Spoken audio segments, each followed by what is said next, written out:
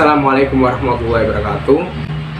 Kami di sini akan mempresentasikan kerjaan kami dengan judul Persatuan dan Kesatuan Bangsa serta Amar Ma'ruf Nahi Munkar. Sebelum memasuki materi, saya ingin memperkenalkan anggota kami. Yang pertama, saya sendiri, Naufal Anugrah Putra, dengan NIM 07 02 03 20068. Saya Nurul Afianti dengan nomor NIM 0702 265. Dan saya Niki Nandanila Soraya dengan NIM 070103 20021.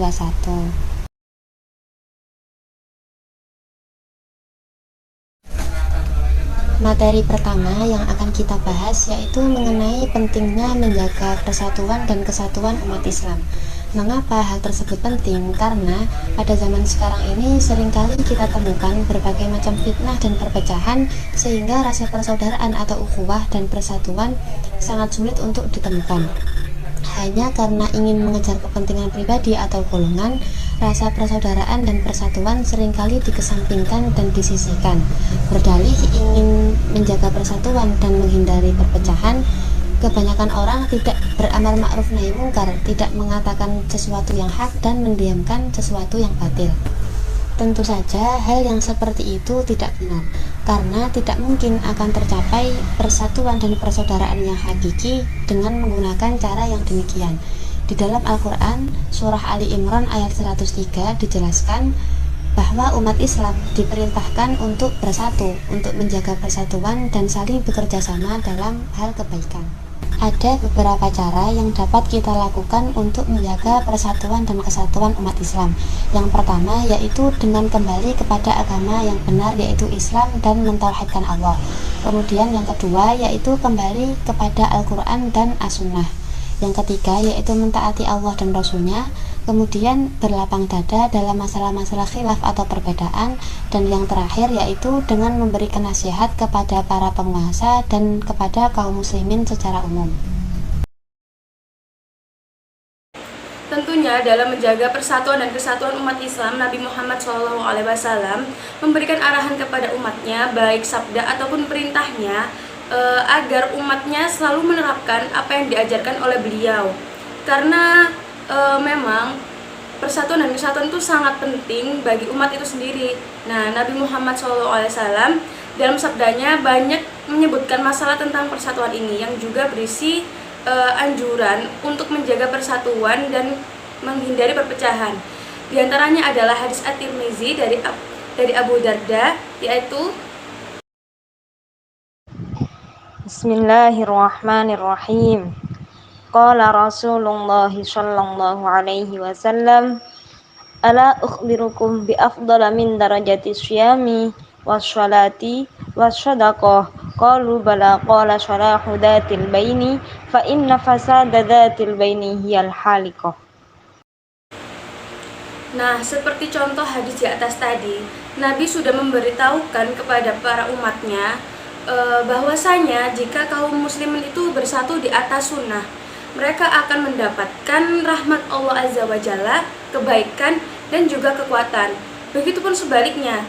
Nah, jika kita berselisih, maka yang terjadi adalah kelemahan, kekalahan dan juga kehancuran. Maka dari itu, sudah menjadi kewajiban kita sendiri untuk melaksanakan apa yang telah Nabi sampaikan kepada umatnya.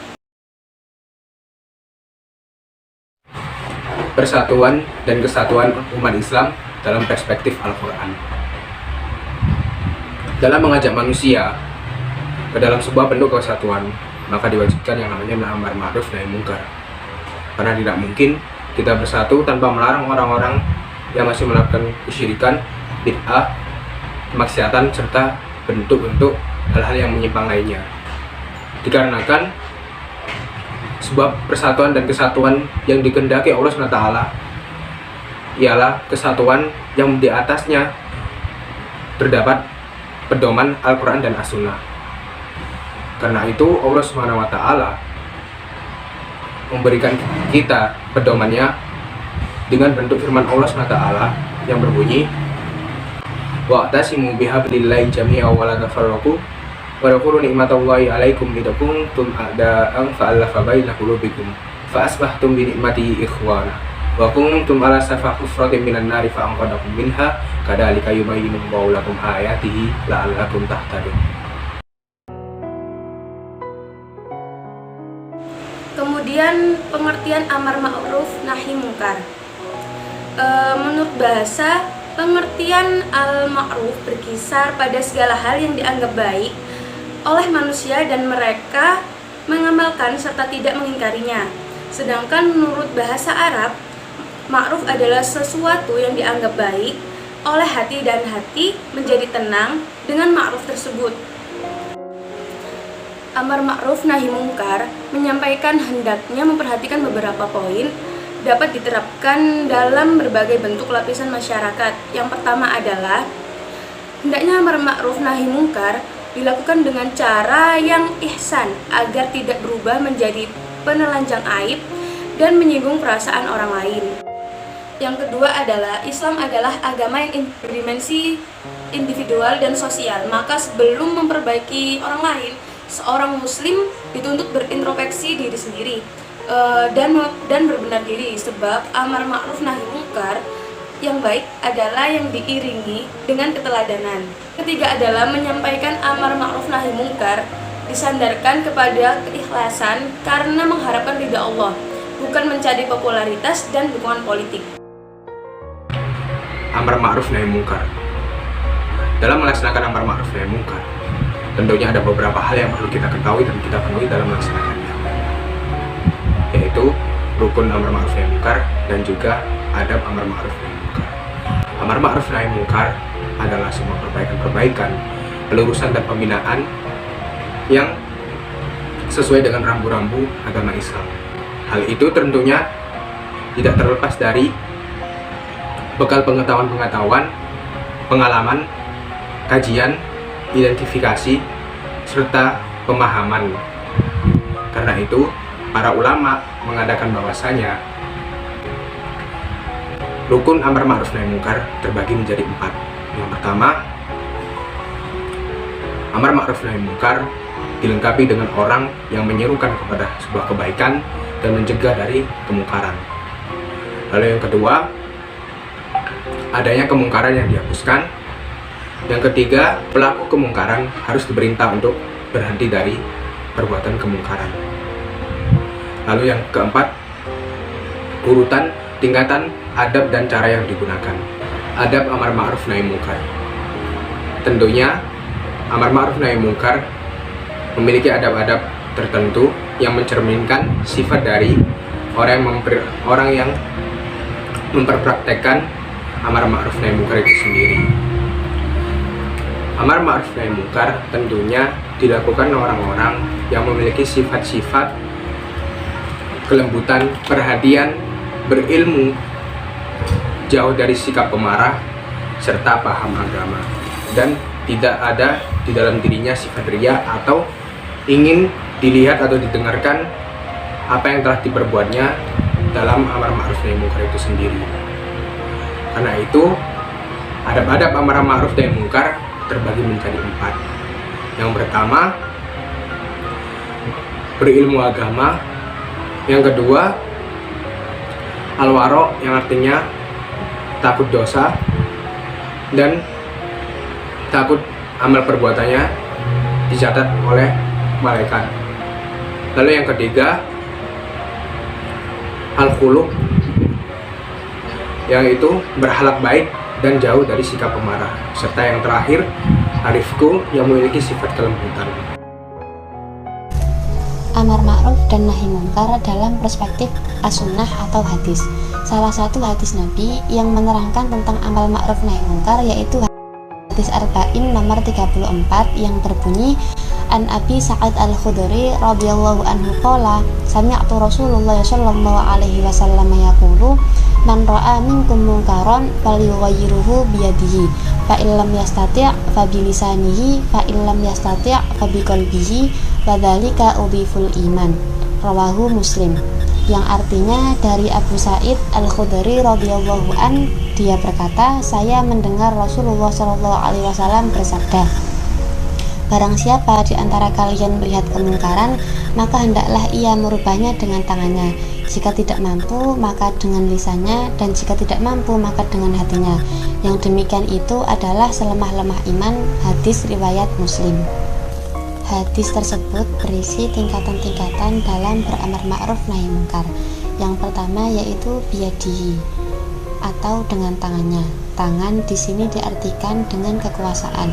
Seorang pemimpin atau penguasa akan dengan mudah menghentikan atau mengubah kemungkaran dengan kekuasaan yang mereka miliki. Kemudian yang kedua, fabilisanihi, yaitu dengan lisan atau perkataan, yang dapat dilakukan dengan cara memberikan peringatan atau nasihat kepada pelaku kemungkaran. Kemudian yang terakhir, jika kita tidak mampu mengubahnya dengan kekuasaan ataupun dengan lisan, maka fabiqolbihi, atau dengan hati, dengan cara membenci kemungkaran tersebut dan mendoakan agar kemungkaran tersebut tidak terus berlanjut. Faedah dari hadis tersebut yaitu yang pertama, wajibnya beramar ma'ruf nahi munkar sehingga menjadikan baiknya manusia dan negara. Yang kedua yaitu bahwa merubah kemungkaran memiliki tingkatan-tingkatan tertentu.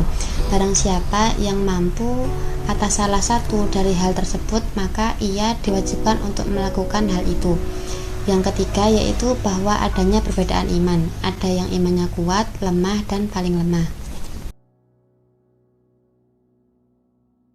Amar ma'ruf nahi munkar dalam perspektif Al-Quran tidak hanya berpedoman dengan hadis. Amar ma'ruf nahi munkar tentunya juga berpedoman dengan Al-Quran. Hal ini juga sesuai dengan apa yang difirmankan oleh Allah Subhanahu wa taala dalam surat Al-Imran ayat 104 yang berbunyi, A'udzu billahi minasyaitonir rajim. Wal takum minkum ummatun yad'una ilal khair wa ya'muruna bil ma'ruf wa yanhauna 'anil munkar wa ulaika humul muflihun.